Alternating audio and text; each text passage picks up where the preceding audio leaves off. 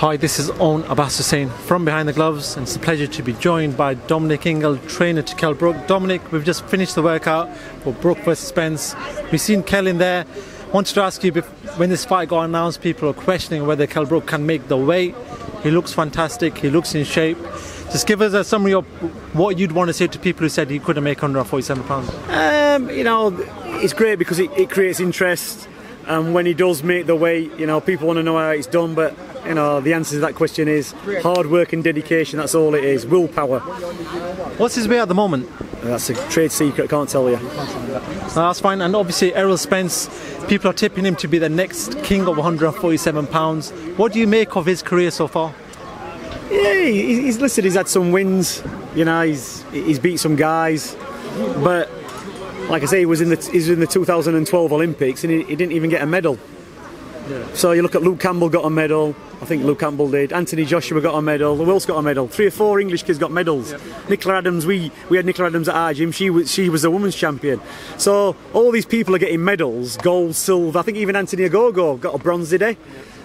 Where was Errol Spence in the medal position? You know, I mean, if he came out with a gold medal or a silver, I'm thinking, you know what, there's something special about this kid, but how can you make anything special about a guy?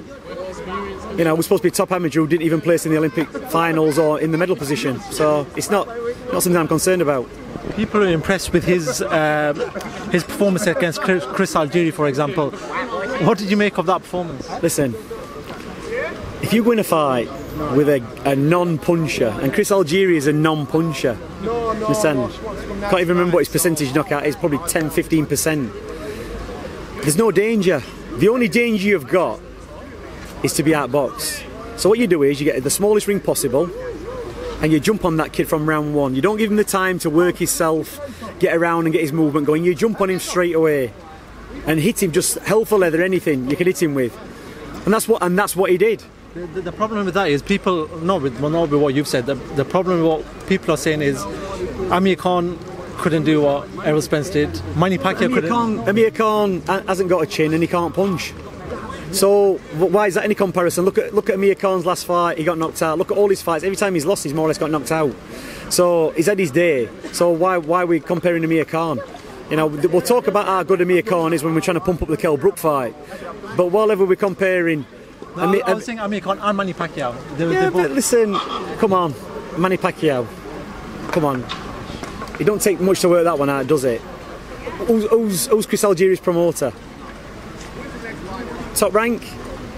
Was it Top Rank? I think it was Top Rank. I think Store Promotions. So involved with Top Rank, and who's Manny Pacquiao's promoter? Top Rank, right? So work it out. How many other fighters have you ever seen Manny Pacquiao put down 3 times and get off the floor, or whatever it was, 5 times or 6 times or whatever? How many times has that ever happened? So what we're saying, that all of a sudden Manny Pacquiao's punch power's gone, but then he gets in with Floyd Mayweather and goes through 12 rounds with Floyd Mayweather. So you know, Amir Khan's not on the same. The only reason Amir Khan's on the level is because he talks himself to that level. He's not actually on that level. He talks himself up to that level. You understand? He's not been on that level for a long time. He had his peak back, probably, you know, his peak years back at 10 stone. He's not a welterweight, and he's finished. You understand? He's looking for fights now for money. Hopefully, you know, Kell comes through this one and they get it on. It'd be great, but that won't last long. So when I look at Chris Algieri's record, I look at the last 3 opponents. Look at the last 3 opponents. Leonard Bundle was a 41-year-old man. Understand? They said, well, yeah, he went through 12 rounds with Thurman. Yeah, maybe he did. But now we find out Thurman's got an elbow injury. Maybe he had the elbow injury. Knowing fighters, they keep injuries under the hat for a long time. Maybe he had an injured elbow in that fight. Understand? He did 12 rounds with Frankie Gavin and beat Frankie Gavin. Frankie Gavin couldn't do 6 rounds with Kell Brook. We can go all the way down the line comparing this fight and that. But, you know, Amir Khan just doesn't come into this equation. Chris Algieri, you know, the only way to beat them fighters is just like Sean Porter did with Malignaggi. Jump on him, don't give him the time to box, because Malignaggi's a good boxer if you let him get into his stride. Same with Chris Algieri, if you let him get into the stride, they're good boxers. And the only way to stop them from outboxing is to jump on them quick and throw everything. Hit them with anything you can and hope something lands. It takes the sting out of them. That's what Sean Porter did with Paul Malignaggi. Jumped on him, knocked him out of the ring, and that's what Chris Algieri did. Sorry, that's what Spence did with Chris Algieri. That's what you got to do. You did what you got to do. Is the winner of this fight the king of the 147-pound division, or do they have to fight Keith Thurman to determine that?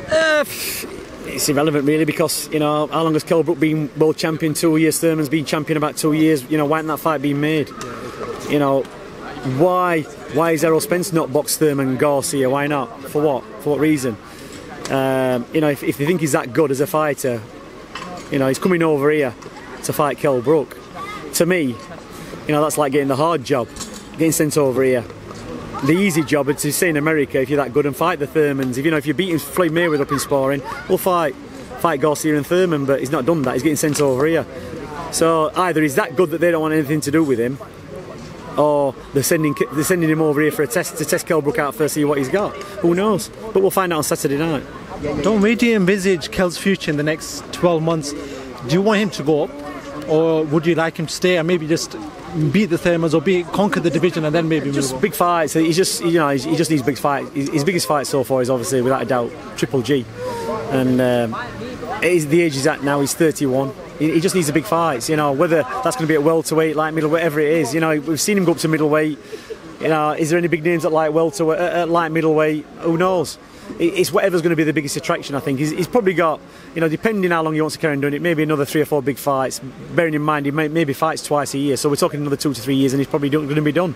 Because, you know, getting to 31, 32, 33, 34, you know, it's a lot of wear and tear on your body. You're getting down to 147, so, you know, we'll see. Finally, how good is it to see American fighters come to the UK? We've seen Golovkin come over. We've obviously got Errol Spence. We've seen, he's not American, but Vladimir Klitschko just fighting a massive. Golovkin's not American either. No, but he fights in America. I mean, he trains in America. Yeah. He's a big name in America. Listen, it doesn't matter where in the world you are. Once you're in the ring, you could be anywhere in the world. You know, I mean, we've had Timothy Bradley over here when he boxed Junior Witter. We've had decent fights. We've had Klitschko. The fight's going to be made if the money's right. The fights can be made. It's when the money getting offered is rubbish and we don't get them big attractions. We had the guy last week, Floyd Mayweather's man, come over, super feather, beat Walsh. Yeah, you know, you're getting these, wherever the money is these days, people are going to fight, and that's what we need more in boxing. We need, you know, win or lose. If you put up a good fight, you know, Sean Porter's never looked back since getting beat by Kell Brook. There's been some great fights, you know, and just shown what kind of level he's at. You know, it's great. Eddie Earns there doing a fantastic job. Sky Sports, they're bringing all the big names over. Frank Warren's got BT Sport, he's got Box Nation, they're bringing the names over. Boxing's on a high at the minute. Finally, message to the fans who are going to be watching on Saturday, either at Bramall Lane or on Sky Sports box office. What can they expect? It's going to be a good fight. There's going to be a couple of knockdowns in that fight. It's going to be, you know, tough for both fighters, but I'm expecting Kell Brook to come out on top. Tom, thank you very much for talking to Behind the Gloves. Top man. Appreciate that. Thank you. Phelps, and if you haven't already subscribed to my YouTube channel, make sure you go ahead and do so by clicking right here.